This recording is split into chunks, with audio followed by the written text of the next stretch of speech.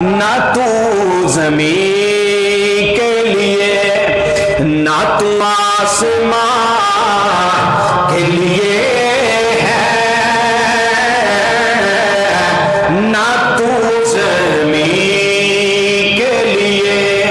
نہ تو آسمان کے لیے ہے، نہ تو زمین کے لیے۔ تو میرے رب کائنات نے فرما دیا وما خلقت الجن، میں نے جنوں کو اور انسانوں کو ماذ اپنی عبادت کے لیے پیدا کیا ہے، زمین اور آسمان کے چکر کو چھوڑ اللہ رب العزت کا بن کے ہو جا، رب کا ہو جا۔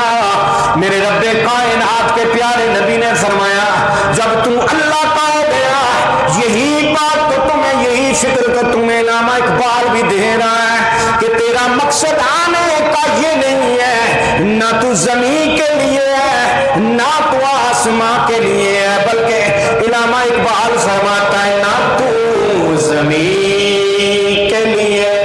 نہ تو آسمان کے لیے ہے، جہاں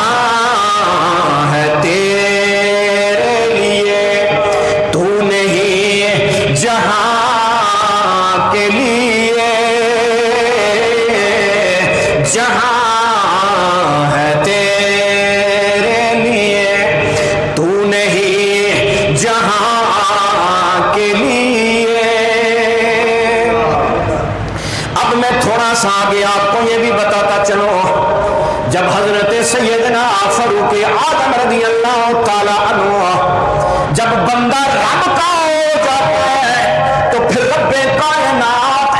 زمین و آسمان کی ہر چیز کو اس انسان کے تابع کر دیا کرتا ہے، لیکن شرط یہ ہے میں زمین کی ساری نعمتیں حاصل کرنا چاہتا ہوں، لیکن اس کے تبدو میں تو مجھے نہیں ملیں گی، اگر میں رب کا ہو گیا تو سارا کچھ میرا ہو جائے گا۔ آپ غور تو کریں ایسے یہ آگ ہو یا پانی ہو، یہ جمادات و نباتات و حیوانات ہو، یہ ساری چیزیں رب کائنات انسان کے تابع کر دیتا ہے، لیکن انسان کے تابع کیسے کر دیتا ہے؟ جب انسان اپنے آپ کو رب اور اس کے نبی کے فرمان کے تابع کرتا ہے۔ ذرا زور نہ کہو سبحان اللہ۔ اور یہ فکر کی بات ہے کہ ہم دنیا بھی حاصل کرنا چاہتے ہیں، آخرت بھی حاصل کرنا چاہتے ہیں، مرض سے بھی چھٹکارا چاہنا چاہتے ہیں، ہر چیز سے چھٹکارا چاہتے ہیں، لیکن نہیں کرتے تو جو رب نے فرمایا میری اطاعت کرو، میرے نبی کی اطاعت کرو، اس طرف ہمیں نہیں جاتے، اس طرف نہیں جاتے۔ تو جب اس طرف چلے جائیں گے تو پھر اللہ کی ساری نعمتیں بھی مل جائیں گی، پھر زمین اور آسمان کی تلاش نہیں ہوگی، بلکہ زمین اور آسمان تو بنا ہی ہمارے لیے، یہ ساری نعمتیں تو بنی ہی، بولو، انسان کے لیے بنی ہیں۔ اب ذرا آگے چلیں، شاہ ولی اللہ محدث دہلوی حضرت علامہ امام یوسف نبہانی حجت اللہ علی العالمین میں ایک روایت نقل کرتے ہیں، معروف روایت ہے حضرت عمر خطاب رضی اللہ تعالیٰ عنہ کے بارے میں کہ دریائے نیل جب چلتا سال کے بعد رک جایا کرتا تھا، سال کے بعد دریائے نیل کو کے ہاں جب ایک زندہ لڑکی کو درگور کیا جاتا، دفنایا جاتا، اور پھر چلنا شروع کر دیتا، وقت یاد آیا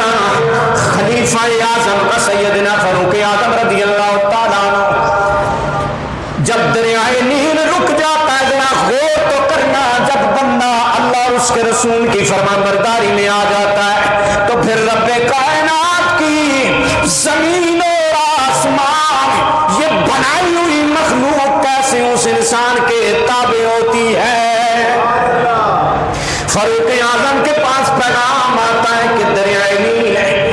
خشک ہو گیا ہے، چلنا بند کر دیا ہے اس نے، سال کے بعد عادت کے مطابق ہی ہوتا تھا۔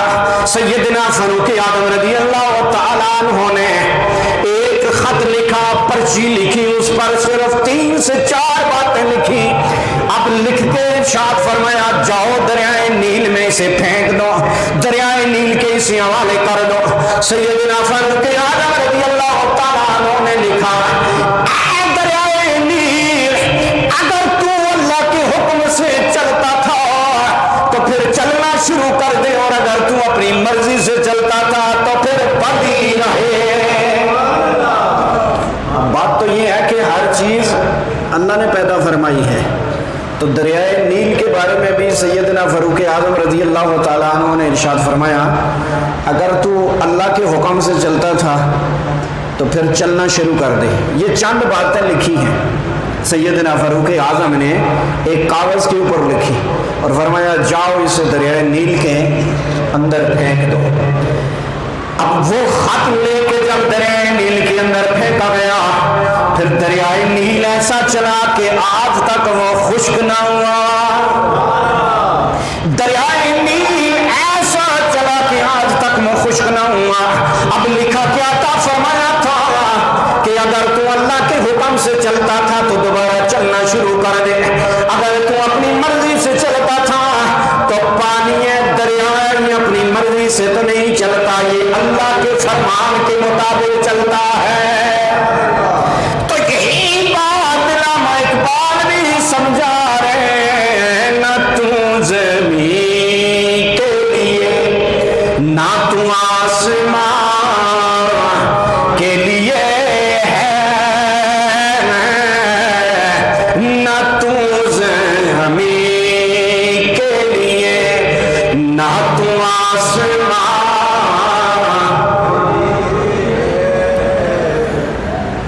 مشکل گل نہیں ہے، ذرا ذوق بناؤ تو مل کے پڑھ لو. نہ تو زمین کے لیے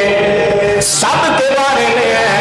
نہ اس زمین کے لیے نہ آپ اس زمین کے لیے. علامہ اقبال کی فکر کو دیکھو، علامہ اقبال فرما رہا ہے نہ تو زمین کے لیے نہ تو آسمان کے لیے ہے، نہ تو زمین کے لیے نہ آسمان، نہ تو زمین کے لیے نہ تو آسمان کے لیے ہے، جہاں ہے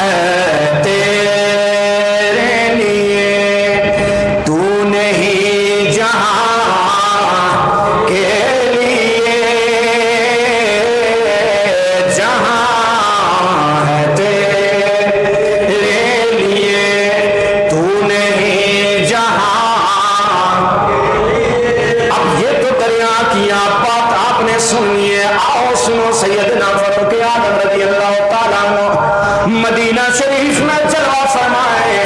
کچھ دیہاتی لوگ آ جاتے ہیں، عرض کرتے ہیں اے خلیفہ وقت ہمارے علاقے میں ایک پہاڑ ایک غار کے اندر سے آگ نکلنا شروع ہو جاتی ہے، آگ نکل رہی ہے. اس نے دیکھتے ہی دیکھتے سارے علاقے کو اپنے گھیرے میں لے لیا، بڑھتی چلی جا رہی ہے. سیدنا فاروق اعظم رضی اللہ تعالیٰ عنہ نے اپنی چادر مبارک دی، فرمایا جو آگ کے سامنے اسے رکھنا، آگ کے سامنے رکھنا. آپ نے ارشاد یہ نہیں فرمایا آگ سے بات کرنا. وہ چادر لے کے چلے جاتے ہیں، جب آگ کے سامنے وہ چادر رکھیں گے آگ نے اپنے آپ کو سمیٹنا شروع کر دیا، حتیٰ کہ فاروق اعظم کی